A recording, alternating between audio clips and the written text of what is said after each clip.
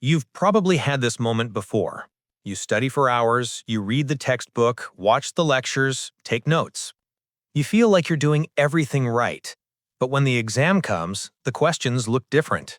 The answers don't come. And you wonder, why does this feel so hard? Here's what nobody tells you.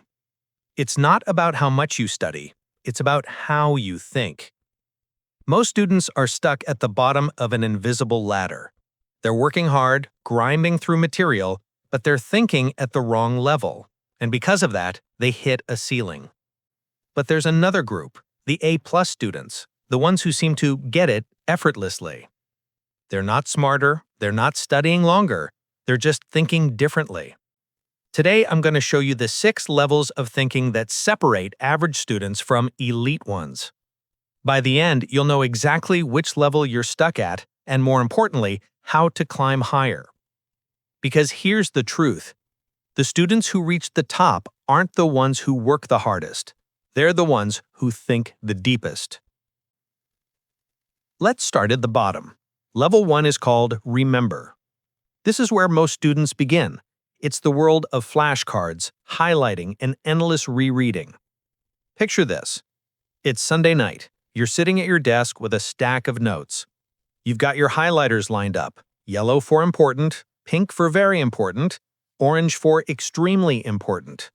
You start reading. Then you read it again and again. You copy definitions into flashcards. You repeat them out loud. You quiz yourself before bed. And sometimes they do stick, for a little while. Monday morning, you feel confident. Tuesday, still okay. But by Friday, most of it's gone. And by the time the exam rolls around a month later, you're starting from scratch all over again. But here's the problem. Memory without meaning is fragile. Think of it like building a house on sand. Sure, you can stack the bricks, you can make it look impressive, but the moment a wave comes, stress, tiredness, a slightly different question, everything collapses. Level 1 thinking feels productive because you're doing something. Your notes are colorful, your flashcards are organized, your desk looks like a productivity influencer's Instagram. You feel busy. But busy doesn't mean effective, because Level 1 only unlocks Level 1 results. Regurgitate. You can list the steps of photosynthesis, you can define mitochondria, you can fill in the blanks on a multiple-choice test. But the moment a question asks you to explain why photosynthesis matters to the ecosystem or compare mitochondria to chloroplasts, you freeze. Because you memorized the words, but you never understood the meaning behind them. And here's the uncomfortable truth. Level 1 thinking is why most students feel like studying is painful. It's repetitive, it's tedious, it makes you drowsy because your brain knows it's not really learning, it's just copying data like a hard drive. Your brain craves meaning, it craves connections. And when you deny it that, studying becomes torture. So if you've ever felt like studying is boring, maybe it's not you. Maybe it's just that you're thinking at Level 1. Now let's move up. Level 2 is called Understand. This is where you stop just memorizing and start asking, what does this actually mean? Here's the thing. 2 students can be doing the exact same thing, reading a textbook, but mentally, they're in completely different worlds. The Level 1 thinker reads to memorize. They're highlighting sentences, trying to burn the words into their brain. I need to remember this for the test. The Level 2 thinker reads to comprehend. They're pausing after each paragraph, asking themselves, okay, what is this actually trying to say? How does this connect to what I just read? It's a subtle shift, but it changes everything. At Level 2, you're wrapping your head around concepts, not just collecting them. You're asking, why does this work? How does this fit together? What's the logic behind this? Let me give you an example. Let's say you're studying Newton's first law of motion. An object at rest stays at rest, and an object in motion stays in motion unless acted upon by an external force. A Level 1 thinker memorizes that sentence word for word. They can recite it perfectly on a quiz.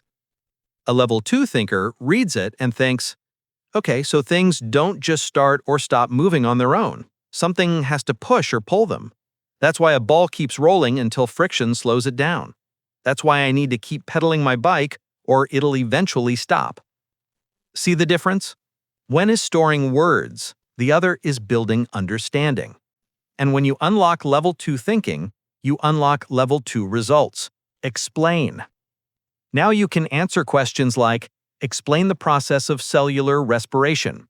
Describe how supply and demand work. Explain why the French Revolution happened. These are the bulk of questions in high school and early university. And for a lot of students, reaching level 2 feels like a huge achievement. But here's where most students get comfortable. They think, okay, I understand it, I'm good. And they stop climbing. But understanding is just the beginning. Because the questions that separate good students from great ones, they're not at level 2, they're higher. And here's what most students don't realize. The effort it takes to reach level 2 is a fraction of the effort it takes to reach level 4 or 5. But that's where all the rewards are. Level 3 is called apply. This is where theory becomes practice. You've memorized the formula, you've understood the concept. Now the question is, can you use it? At level 3, you're solving problems, not abstract ideas anymore, real scenarios. In math, it's using the quadratic formula you learned to solve for x. In chemistry, it's balancing a chemical equation. In language, it's using past tense conjugation to write a sentence about what you did yesterday.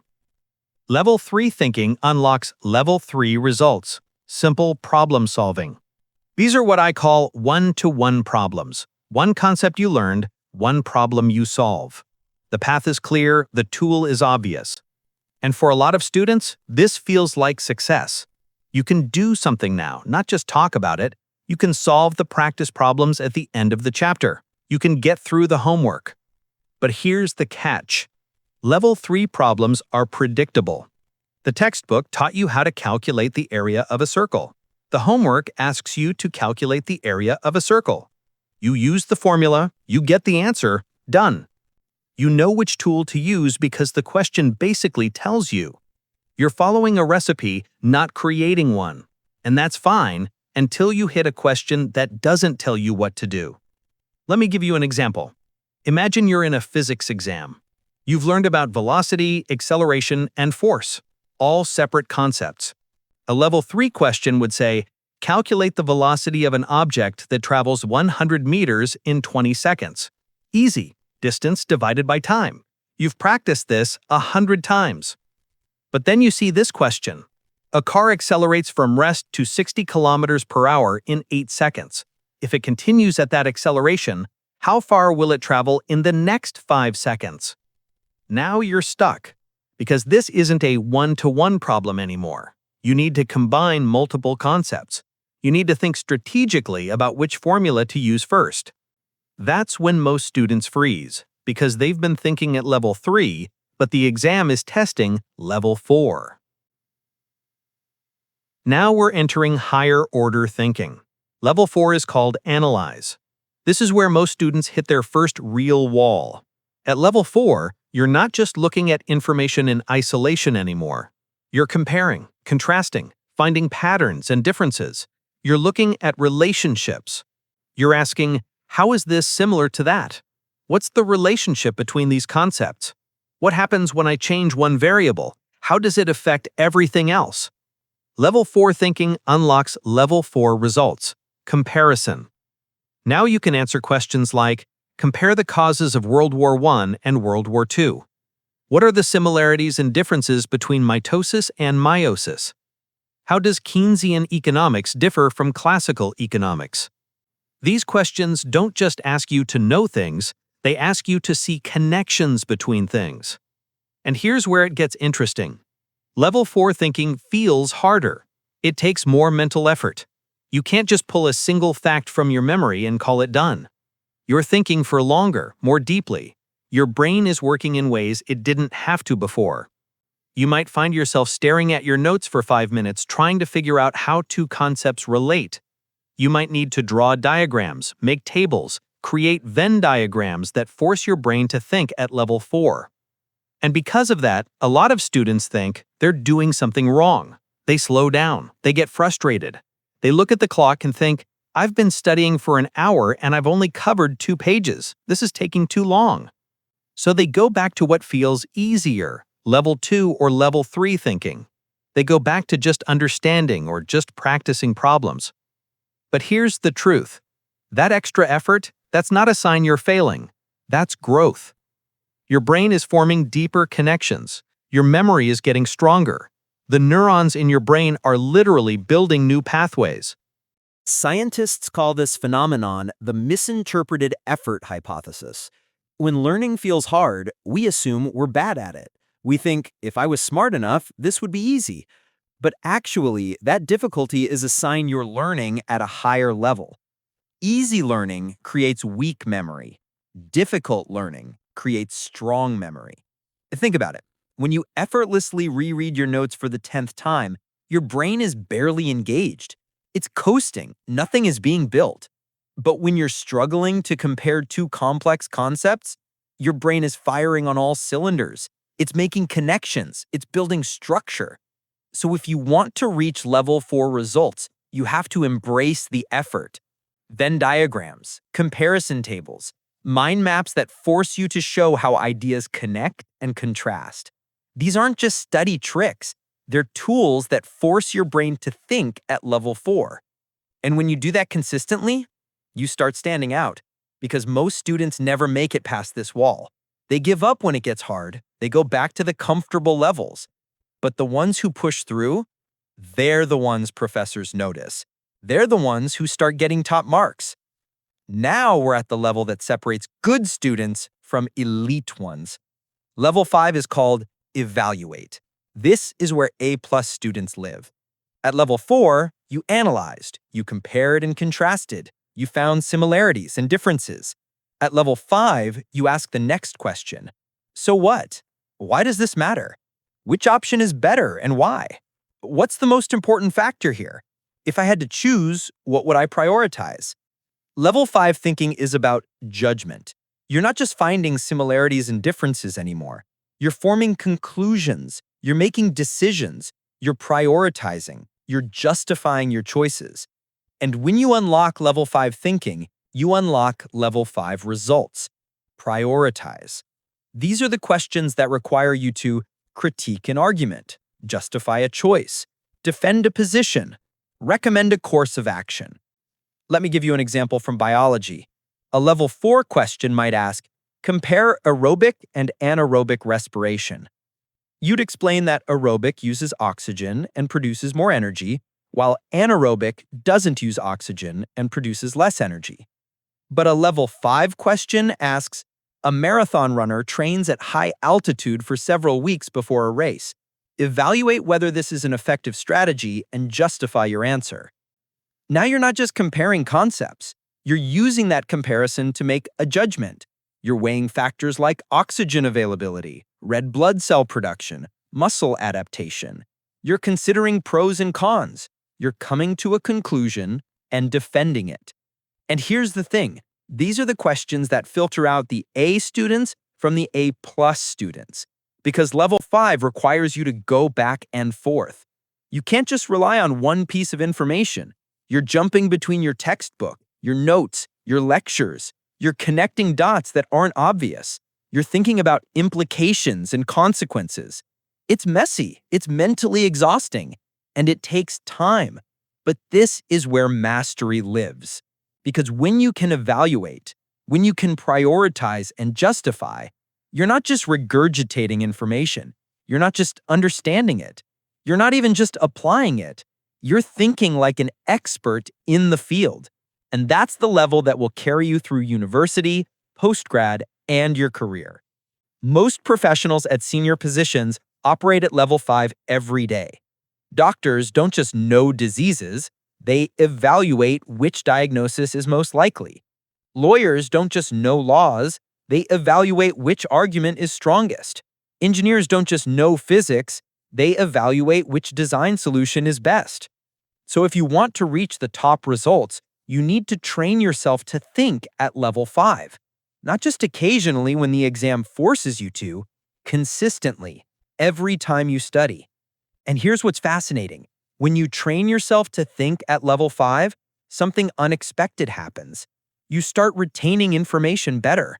You start understanding concepts deeper. You start solving problems faster. Because your brain isn't just storing isolated facts anymore. It's building a web of interconnected knowledge with priorities and relationships and meaning. There's one more level, but it's not for everyone. Level 6 is called Create. This is where you're not just using knowledge, you're generating new knowledge. You're forming hypotheses. You're synthesizing ideas that don't exist yet in your materials. You're identifying gaps in current understanding and creating potential answers. Level 6 thinking unlocks Level 6 results. Hypothesize. A Level 6 question might look like, based on current climate data and economic trends, propose a novel policy framework that could reduce carbon emissions without negatively impacting developing economies. Justify your proposal with evidence and anticipate potential criticisms. This isn't just analyzing or evaluating existing information. This is creating something new. These are the questions you'll find at the highest levels of education: PhD programs, research roles, innovation-driven careers. These are the questions that lead to published papers, new theories, breakthrough innovations. But here's the truth. Most students will never need to operate at level 6, and that's okay. Because if you can master level 5, if you can evaluate and prioritize consistently, you're already at the top of your game. You're already outperforming 90% of students. You're already thinking at a level that will serve you well in almost any career. Level 6 is for those who want to push the boundaries of knowledge itself. And if that's you, incredible. But for most people, level 5 is the summit worth reaching. So here's the part that changes everything. Most students think the way to reach level 5 is to start at level 1 and work their way up. First, memorize everything, then understand it, then practice applying it, then start comparing things, then finally, after all that, start evaluating. It sounds logical, right? Build a foundation first, then construct the upper floors. But here's the problem. It doesn't work because of something called the forgetting curve. In 1885, a German psychologist named Hermann Ebbinghaus discovered something fascinating. He found that humans forget approximately 50% of new information within 1 hour, and within 24 hours, we forget about 70%. So here's what happens when you try to climb from level 1 to level 5. Week 1, you spend hours memorizing definitions and facts at level 1. Week 2, you move to level 2 trying to understand those concepts. But while you're doing that, your brain is already forgetting half of what you memorized last week. Week 3, you try to apply those concepts at level 3. But now you've forgotten most of level 1 and parts of level 2. Week 4, you attempt to analyze and compare at level 4. But you're spending more time going back to relearn levels 1, 2, and 3 than actually working at level 4. By the time you try to reach level 5, you're exhausted, you're out of time, and you've spent more time relearning than actually learning. So instead of climbing up the ladder, you're constantly going back down to relearn what you forgot. You're stuck in a loop, always starting over, never reaching the top. And by the time the exam comes, you're nowhere near level 5. You're scrambling just to remember the basics. This is why cramming doesn't work. This is why students can study for hours and still feel unprepared, because they're climbing a ladder where the bottom rungs keep disappearing. So here's the better way. Don't start at level 1, start at level 5. Wait, what? How can you start at level 5 when you don't even know the material yet? Here's the secret. Your brain forms stronger memory when you think at higher levels. When you force yourself to evaluate, compare, and prioritize from the start, your brain automatically fills in the lower levels as a side effect. Think about it. If you're trying to evaluate which concept is more important, you have to understand what each concept means. You can't evaluate something you don't understand. If you're trying to compare two ideas, you have to remember the details of each one. You can't compare what you don't remember. But it doesn't work the other way around. If you're just trying to memorize, your brain won't automatically learn how to evaluate. Memorization doesn't lead to judgment. If you're just trying to understand, your brain won't automatically learn how to prioritize. Understanding doesn't lead to evaluation. So when you start at level 5, you're forcing your brain to engage at the highest level, and everything below it comes along for the ride. You remember better because you need to remember in order to evaluate. You understand deeper because evaluation requires understanding. You solve problems faster because you've already been thinking strategically about which concepts matter most, because you're thinking from the top down, not the bottom up. Let me give you a concrete example. Let's say you're studying the French Revolution. The traditional approach would be, Level 1, memorize the dates, names, and events. Bastille fell in 1789. Robespierre led the Reign of Terror. Napoleon came to power in 1799. Level 2, understand what caused the revolution. Economic crisis, social inequality, Enlightenment ideas. Level 3, apply this knowledge to answer basic questions. What were the causes of the French Revolution? Level 4, compare the French Revolution to the American Revolution. Level 5, evaluate which factor was most significant in causing the revolution. But here's the Level 5 first approach. You start by asking, if I had to identify the single most important cause of the French Revolution, what would it be and why? Now, to answer that question, you need to know what the causes were. So you research them, you understand them, you automatically move through levels 1 and 2. Then you realize you need to compare the different causes to figure out which was most important. So you analyze them. You automatically hit level 4. And because you're constantly asking yourself which matters most, you're remembering the details better. You're understanding the connections deeper. See how that works? By starting at level 5, you dragged yourself through all the lower levels, but you did it with purpose, with direction, with meaning. And that's why the knowledge sticks. So how do you actually do this? Here are some practical ways to force yourself into level 5 thinking from day 1. First, ask "so what?" constantly.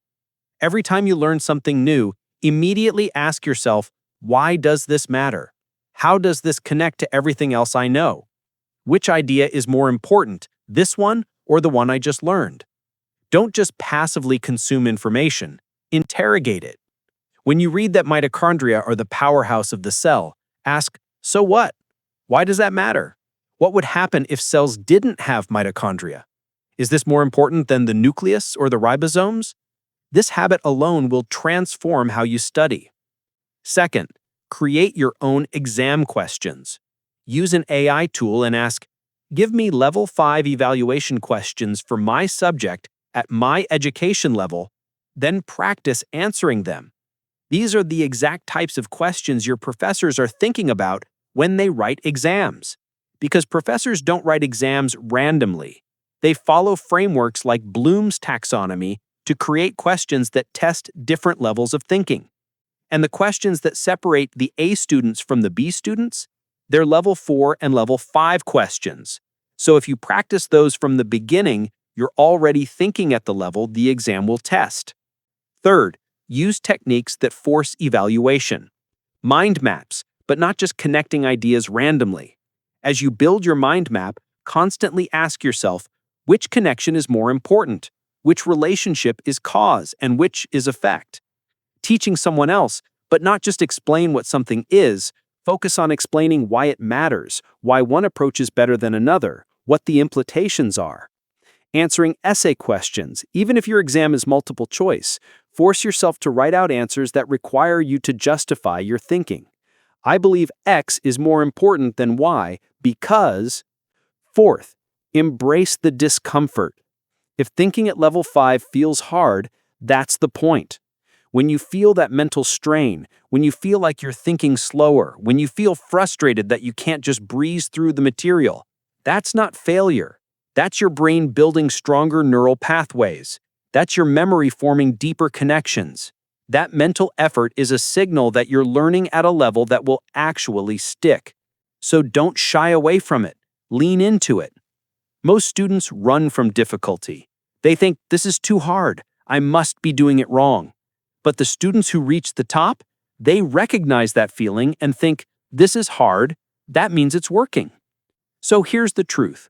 The difference between average students and A-plus students isn't talent. It's not IQ. It's not even how many hours they study. It's how they think. Most students are stuck at level 1, 2, or 3. They're memorizing, understanding, applying. They're working hard, but they're working at the wrong level.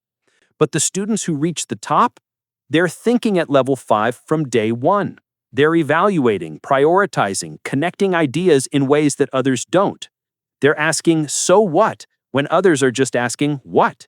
They're forming judgments when others are just collecting facts. And the secret? You don't have to climb the ladder one step at a time. You can start at the top and let everything else fall into place.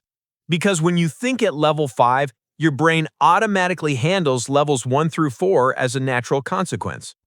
You remember better because evaluation requires memory. You understand deeper because evaluation requires understanding. You solve problems faster because evaluation requires strategic thinking. It's not magic. It's just how the brain works when you give it a meaningful challenge. So here's your challenge.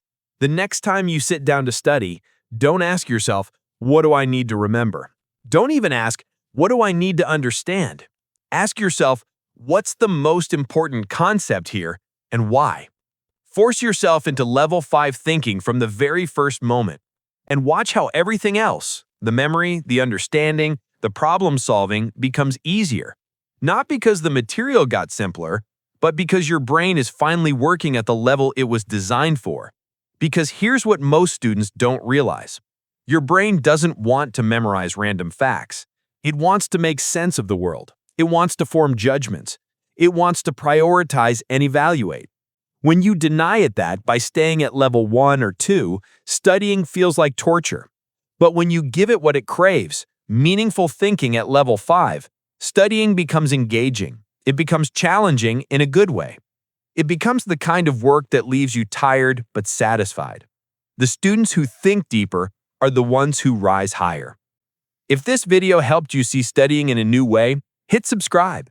Because the difference between average and elite isn't what you study, it's how you think. And that can change starting today.